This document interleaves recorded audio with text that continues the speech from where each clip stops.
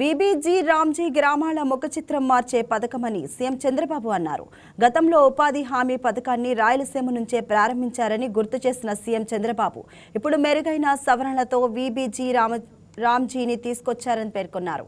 కేంద్రం నుంచి 7,700 కోట్లు, రాష్ట్రం వాటాగా 4,000 కోట్లు కలిసి మొత్తం 11,000 కోట్ల పైనే ఈ పథకానికి ఖర్చు పెడుతున్నామన్నారు.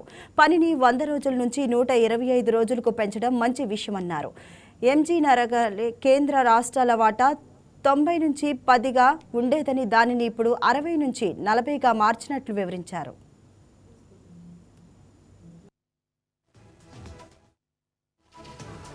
ఈ రోజు మేము కోడూరుకు వచ్చినప్పుడు మాకు అఖండ స్వాగతం పలికిన ఎన్డీఏ కార్యకర్తలకు, నాయకులకు,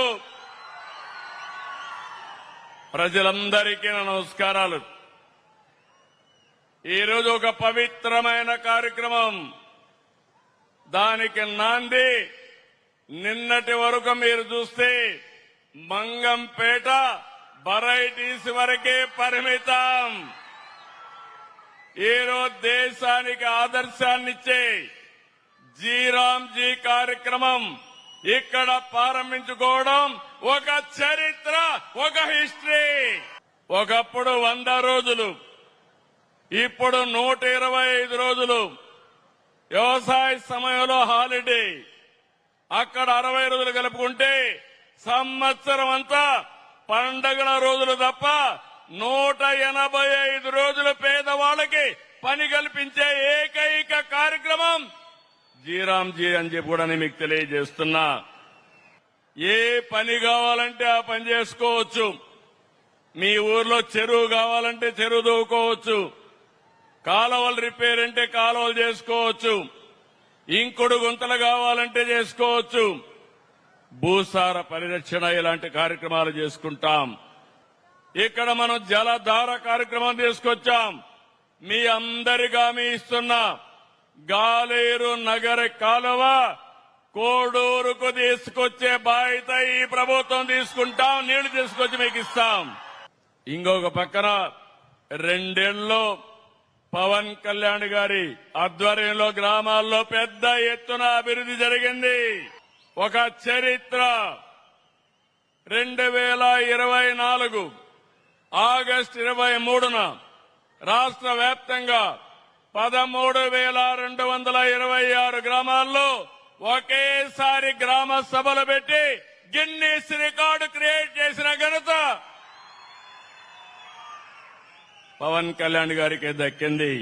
ఈసారి మళ్లీ రైతులకు ఉపయోగపడే విధంగా డొంక రోడ్లకు కూడా ప్రాధాన్యత పెడతాం. మీ పొలాలకు రోడ్లేసే బాధ్యత ఈ ప్రభుత్వం తీసుకుంటుందని మీ అందరికీ హామీ ఇస్తున్నా.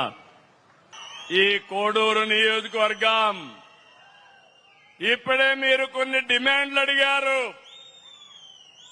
ఇక్కడ ఒక ఆర్టీసీ బస్ స్టాండ్ కావాలన్నారు. చిరకాల వాంఛ. 5-6 కోట్లు అవుతుంది. తప్పకుండా శాంక్షన్ చేస్తున్నామని మీ అందరికీ హామీ ఇస్తున్నా. ఒక హార్టికల్చర్ హబ్ గా తయారు చేస్తున్నాం. ఇప్పుడే దేశంలో ఎక్కువ హార్టికల్చర్ పంటలు వచ్చే స్థానం మన రాయలసీమ. దానికి ఈరోజు జీ కూడా ఉపయోగపడుతుంది. కేంద్ర మంత్రి గారు చౌహాన్ గారి దగ్గర 2 ఉన్నాయి. ఒకటి రూరల్ డెవలప్మెంట్ ఉంది, రెండోది అగ్రికల్చర్ ఉంది. తొందరలోనే 1,00,000 కోట్ల రూపాయలు పెట్టుబడితో 40,000 కోట్ల రూపాయల ప్రభుత్వం, 60,000 కోట్ల రూపాయలు ప్రైవేట్ ఇన్వెస్ట్మెంట్ తీసుకొచ్చి రాయలసీమని ప్రపంచానికి ఒక హార్టికల్చర్ హబ్ గా తయారు చేసే బాధ్యత మాది. మనకు దేశం ఏమిచ్చిందని కాకుండా దేశానికి తిరిగి మనమేమిస్తున్నామో ఆలోచించాలి. నిస్వార్థంగా పనిచేసే నాయకత్వం ఉంది. దాన్ని సద్వినియోగం చేసుకుని బాధ్యతగా ముందుకు పోయి ప్రజలు కూడా ముందుకు రావాల్సిన అవసరం ఉంది. దీనికి ఎన్డీఏ నాయకత్వం, కార్యకర్తలు సారథ్యం